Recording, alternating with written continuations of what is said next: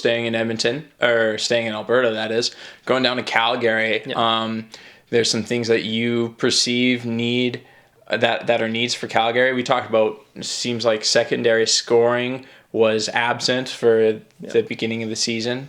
That was really tough. Well, I just want to quickly pat myself on the back a little bit for believing in Johnny Gaudreau. Yep. What a good hockey player. Credit. What a good hockey player. Not Yeah. everyone felt that way. Because he had a sort of tough year last year. Not that tough, in my opinion, but I just think that guy's a gem. And he's been, I saw a stat that his individual points percentage, so basically the amount of his team's goals that he's a part of, is like he was in the top 3 in the league thus far at the time of recording for individual points percentage, which is crazy. Yeah. But the fact that he's playing so well, he was my sink or swim candidate for them. The fact that he's playing so well, and they aren't doing as well as maybe some people had hoped. Yeah. I think really people thought they could be top in the league. Some people even thought Winnipeg could be top in the league. Kudos to them for having some gusto to say, like, Winnipeg's a lot better than people are giving credit for. Yeah. And maybe is Calgary been given a little too much credit to start?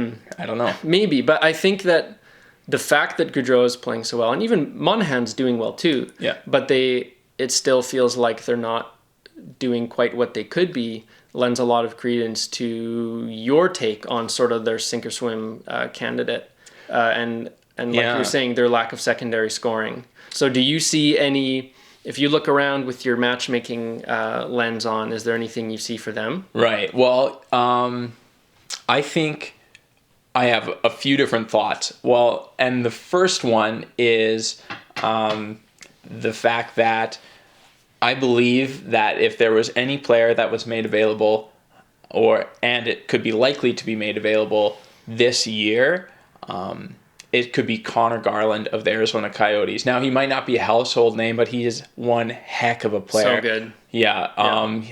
As it stands, he's got 13 points in 12 games this year. He led 5 goals.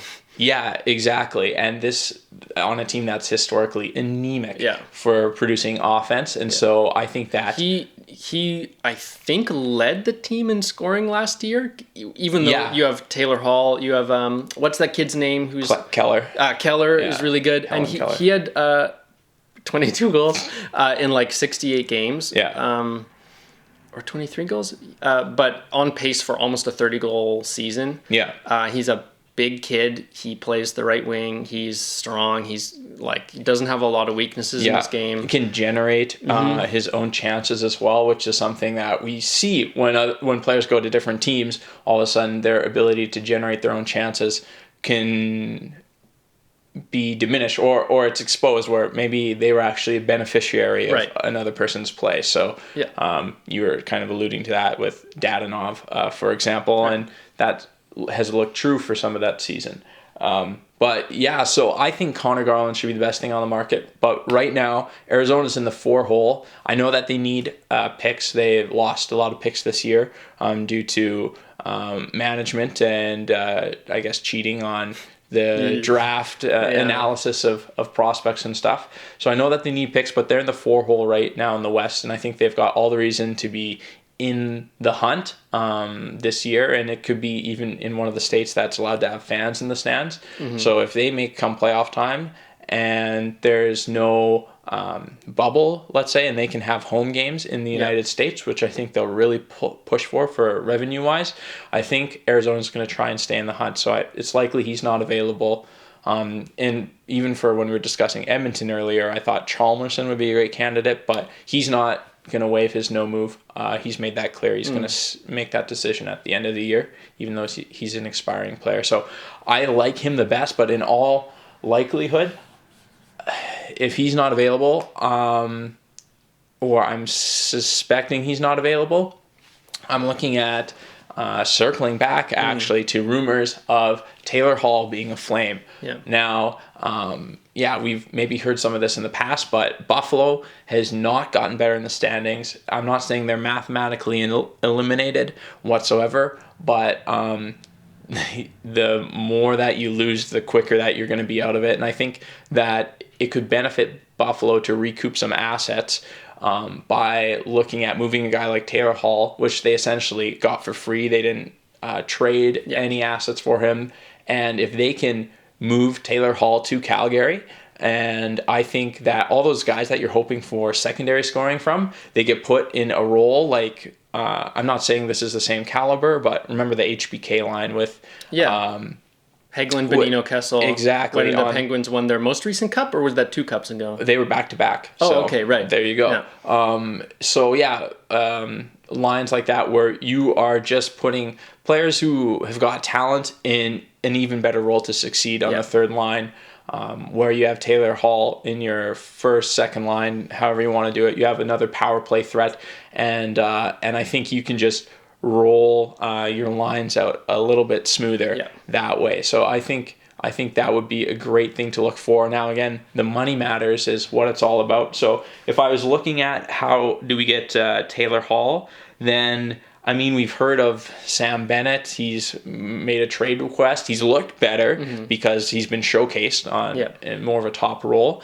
He's looked better, so that could be maybe something intriguing for Buffalo, where they've got an asset coming in a little bit cheaper, and they've got control. He'll be an RFA at the end of this year, so Buffalo might really like that, where they make something out of nothing if they decide that this season's a wash.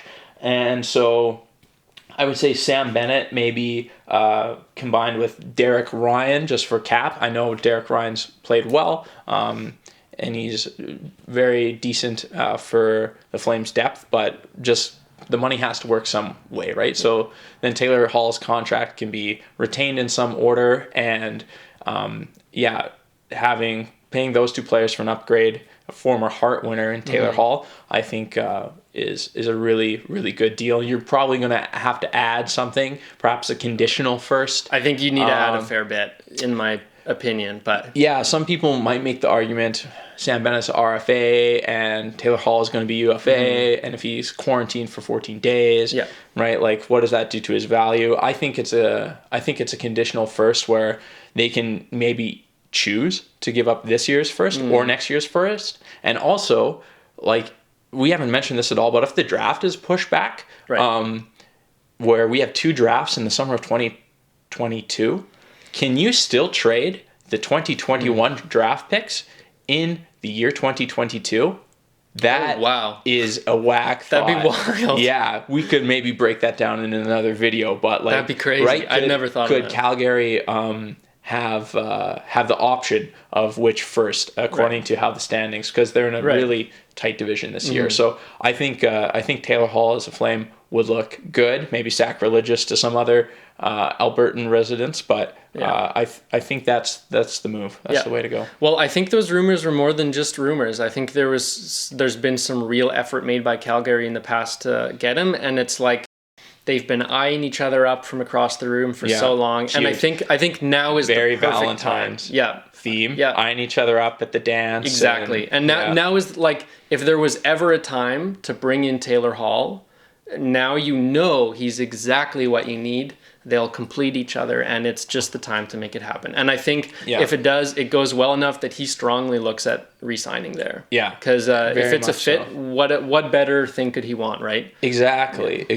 And so I know some people are saying, well, if you throw maybe Lucic over to Buffalo, then that could make the cap work easier. I don't think he's that movable, unfortunately. Think of how much of his money is in bonus money. Yeah. And he's got 2 years remaining after this year. So I know that might be your rebuttal to my trade proposal, where I think it could be Ryan Bennett and a conditional first. You might say, let's just move Lucic in the first. I don't think it's as cut and dry, unfortunately. No. Lucic, like, cap space and just money has never been as valuable as it is right now. Yeah. I guarantee you there is no owner in the league who's like, yeah, I'll pay that money in these times for Lucic. Right. There's no one. Yeah. And even though the cap hit stings, I think Lucic has been put in a role that he can serve in Calgary, even though it's maybe a bit rich for that kind of money. I think that's fine. So